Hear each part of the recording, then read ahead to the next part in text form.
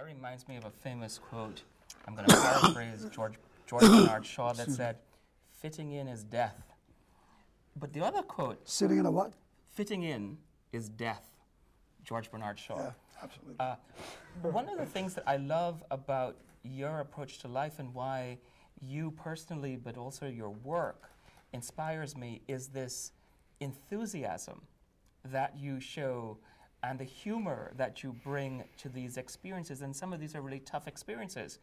And just to drop in another quote, you know, Winston Churchill has a saying that I've also embraced, in which he says, and also because I've made so many mistakes in my own life, that success is going from failure to failure, but with enthusiasm.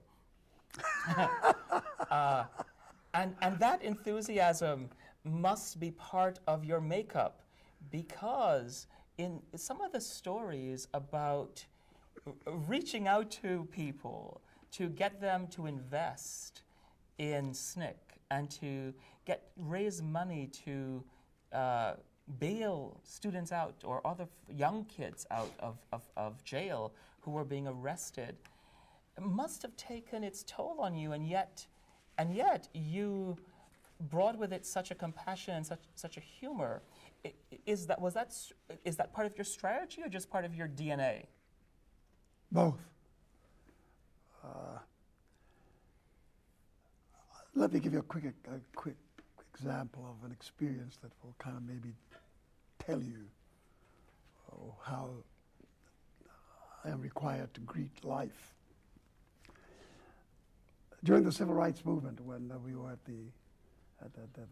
some of the most critical moments in our confrontation with the system, it was extremely important that we win the justice system of our country, our government.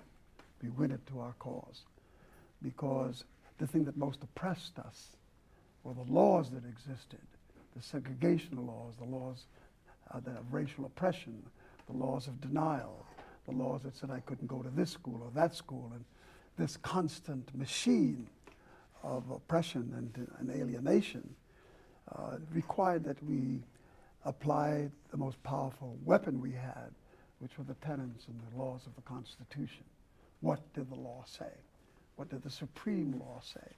And although many states practiced segregation, the supreme law, the federal law, the Constitution, had other interpretations. So it was important to us to win those who were the administrators of law, administrators of justice, those who manipulated the language of judgment. And when John Kennedy was president, we waited with great anticipation for who would he appoint at the head of the Justice Department, the most important agency in government for us. And he appointed his brother, Bobby Kennedy. And what little we knew of Bobby Kennedy suggested to us there was not going to be a joyous ride. Very rich, very Irish, very from an environment that had no real evidence of a relationship to people of color or people who were poor. He wasn't a bad fellow, he was just an indifferent fellow. And he wallowed and played in the lives and the indulgences of the rich. And we were poor, and we were alienated, and we were being denied access to justice, and we needed to have his opinion fall in favor with the things we were trying to achieve. And when we discussed the fact that that would be an impossible task, because when he came to the role of Attorney General, he had already been a legal voice for the House Un-American Activities Committee, which is a very cruel agency that did a lot of witch hunting and branded people unpatriotic and villains of our pure order as a society, and were all called communist and things that were considered to be unfavorable titles. And he was part of that machine. He was part of that process. And when he became Attorney General, that's how we saw him.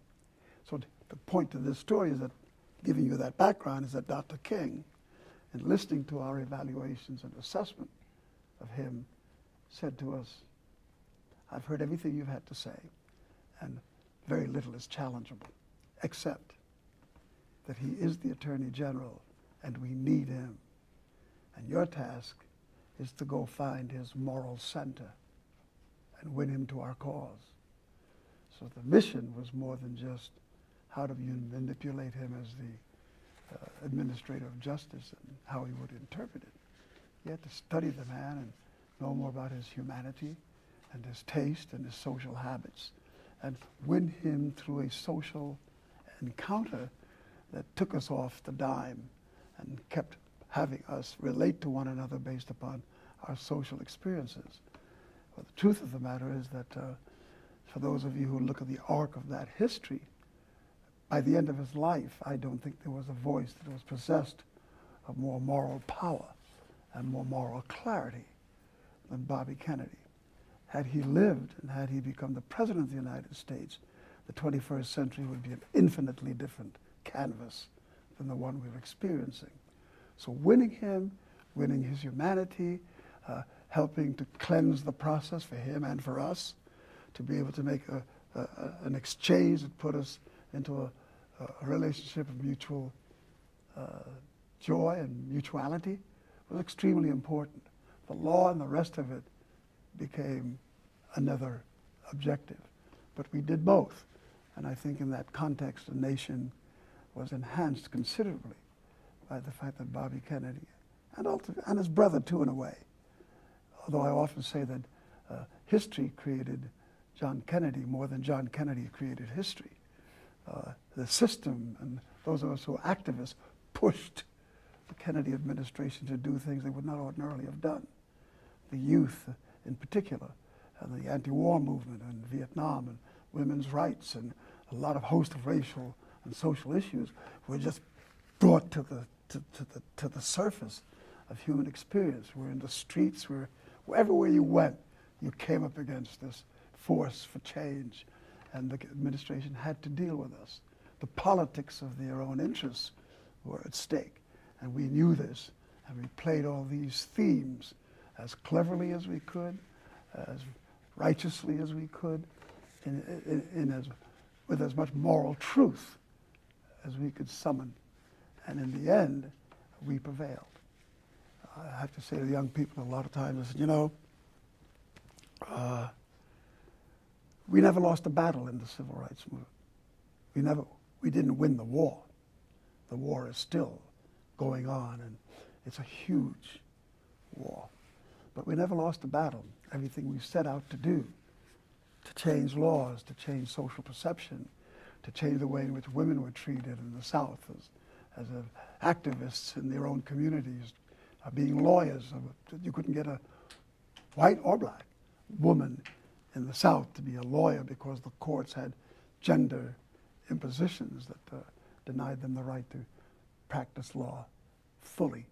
So in that sense, what we did changed the way in which America was thinking, albeit we didn't get to the rest of it with as much enthusiasm and passion as we should have. So now we're trying to pick those pieces up in today's void and see if we can carry on with what we originally set out to do.